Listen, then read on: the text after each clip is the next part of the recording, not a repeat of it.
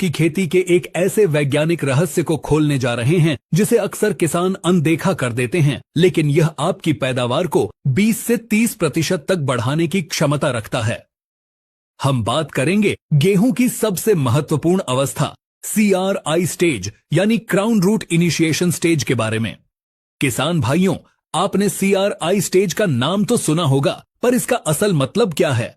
गेहूं के बीज को बोने के बाद जो जड़ें सबसे पहले निकलती हैं, उन्हें सेमिनल रूट्स या प्राथमिक जड़ें कहते हैं। ये सिर्फ पौधे को शुरुआती सहारा देती हैं, लेकिन CRI स्टेज में पौधे के तने के आधार पर, जिसे क्राउन ताज कहते हैं, वहां से जड़ों का एक नया समूह निकलना शुरू होता है। यही नई जड़ें, जिन्हें हम क्राउन रूट्स कहते हैं, पौधे को पोषण, पानी और मुख्य स्थिरता प्रदान करती हैं। यही जड़ें तय करती हैं कि आपके खेत में कितने कल्ले, टिलर निकलेंगे और आपकी बालियां कितनी स्वस्थ होंगी। CRI स्टेज को क्रांतिकारी सिंचाई अवस्था, क्रिटिकल इरिगेशन स्टेज भी कहा जाता है। यह वह नाजुक समय है जब पौधे को पानी और पोषण की सबसे अधिक आवश्यकता होती है। इस समय सिंचाई और सही खाद देने से पौधे का तना मजबूत होता है और अधिकतम कल्ले निकलने की शुरुआत होती है।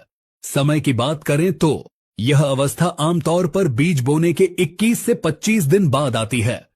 यदि आप अगेती बुवाई करते हैं तो यह 18 से 20 दिन पर भी आ सकती है।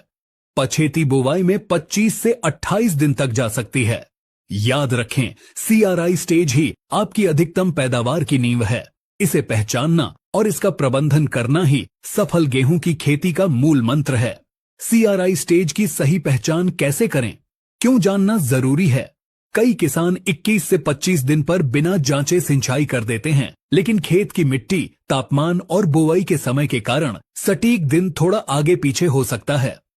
अगर आप जल्दी सिंचाई करेंगे तो जड़ों का विकास रुक सकता है। अगर आप देरी करेंगे तो नमी की कमी से कल्ले निकलने की प्रक्रिया बाधित हो सकती है। इसलिए भौतिक रूप से पहचानना सबसे सटीक तरीका है। पहचान का तरीका बहुत सरल है, ध्यान से सुनिए। खेत से 4 से 5 स्वस्थ पौधे जिनकी उम्र 20 से 25 दिन के बीच हो, उन्हें धीरे से खींच कर निकालें। ध्यान रहे कि जड़ें टूटे नहीं। जड़ों को पानी से धोकर साफ करें। अब पौधे के तने को देखिए। पहली जड़ें सेमिनल रूट्स, ये बीज से सीधे नीचे की ओर गई होंगी। क्राउन, तने और प्राथमिक जड़ों के बीच का हिस्सा जो जमीन के ठीक नीचे होता है, यही क्राउन है।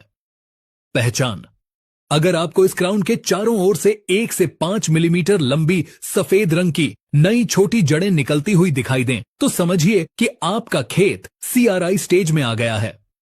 यही वह सही समय है जब आपको बिना देरी किए सिंचाई करनी है। कई किसान सिर्फ ऊपर से पौधे को देखकर अंदाजा लगाते हैं। ऊपर से पौधा भले ही हरा भरा दिखे, लेकिन नीचे जड़ों का विकास हो रहा है या नहीं, यह जांचना बहुत जरूरी है। किसान भाइयों, केवल दिनों पर निर्भर न रहें। पौधे को खींचें, जड़ों को धोएं और नई सफेद जड़ों, क्राउन रूट्स को देखें। यह आपकी सबसे विश्वसनीय पहचान है। CRI स्टेज पर प्रबंधन और पोषण, जैसा कि हमने कहा, यह क्रांतिकारी सिंचाई अवस्था है। इस समय खेत में नमी की कमी बिल्कुल नहीं होनी चाहिए। सिंचाई का प्रबंधन, हल्की सिंचाई करें। खेत में पानी भरना नहीं है, सिर्फ मिट्टी को पर्याप्त नमी देनी है। यदि पानी भर गया तो वह जड़ों में हवा के संचार को रोकेगा और क्राउन रूट का विकास बाधित होगा। मिट्टी के प्रकार के अनुसार हल्की रेतीली मिट्टी में थोड़ी जल्दी और भारी चिकनी मिट्टी में थोड़ा देर से सिंचाई करनी पड़ सकती है, लेकिन पहचान जड़ों के आधार पर ही करें।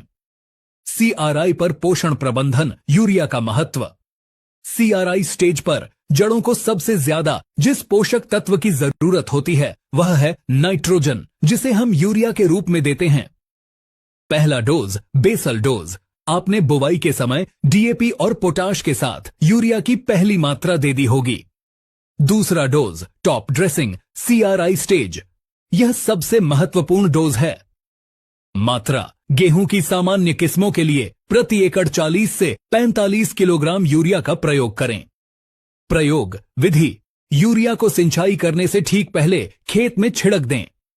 जब आप सिंचाई करेंगे तो पानी के साथ यूरिया धीरे धीरे घुलकर सीधे नई विकसित हो रही क्राउन रूट्स को मिलेगा, जिससे उनका विकास तेजी से होगा। अन्य पोषक तत्व, अगर आपके खेत में जिंक की कमी है तो आप यूरिया के साथ जिंक सल्फेट 31% लगभग 5 किलोग्राम प्रति एकड़ की दर से मिला सकते हैं। जिंक कल्ले निकलने की प्रक्रिया को और तेज करता है। यदि आपने बुवाई के समय पोटाश नहीं दिया है तो इस समय MOP म्यूरेट ऑफ पोटाश का 1/3 भाग यूरिया के साथ मिलाकर दे सकते हैं। CRI प्रबंधन के लाभ। अधिक कल्ले। CRI पर सही प्रबंधन से प्रति पौधे अधिकतम और स्वस्थ कल्ले निकलते हैं, जिससे प्रति वर्ग मीटर पौधों की संख्या बढ़ती है। मजबूत तना। जड़ों का विकास होने से पौधा मजबूत होता है, जो बाद में तेज हवा या बारिश से गिरने लॉजिंग की समस्या को कम करता है। बेहतर पोषण अवशोषण। नई जड़ें बेहतर पोषण खींचती हैं, जिससे बाली में दाने की संख्या और वजन बढ़ता है, यानी उत्पादन में सीधी वृद्धि। सारांश और संदेश किसान भाइयों, आइए आज की चर्चा को एक बार फिर से दोहरा लें। CRI स्टेज वह अवस्था जब पौधे के क्राउन से सफेद नई जड़ें निकलना शुरू होती हैं। समय बुवाई के 21 से 25 दिन बाद। पहचान पौधे को धोकर 1 से 5 मिलीमीटर लंबी क्राउन रूट्स की भौतिक जांच करें। कार्य हल्की सिंचाई करें और सिंचाई से पहले 40 से 45 किलोग्राम यूरिया प्रति एकड़ का प्रयोग करें। याद रखिए, खेती सिर्फ मेहनत का काम नहीं है, यह वैज्ञानिक प्रबंधन का काम है। CRI स्टेज जैसे तकनीकी पहलुओं को समझकर ही आप अपने उत्पादन को नई ऊंचाइयों पर ले जा सकते हैं। जो किसान सिर्फ नाम जानते हैं, उन्हें बताएं कि CRI का मतलब है पैदावार की नींव रखना। अगली बार जब आप 21वें दिन अपने गेहूं के खेत में जाएं, तो सिर्फ सिंचाई का पाइप न खोलें, बल्कि जड़ों को खोदकर इस क्राउन रूट का चमत्कार जरूर देखें।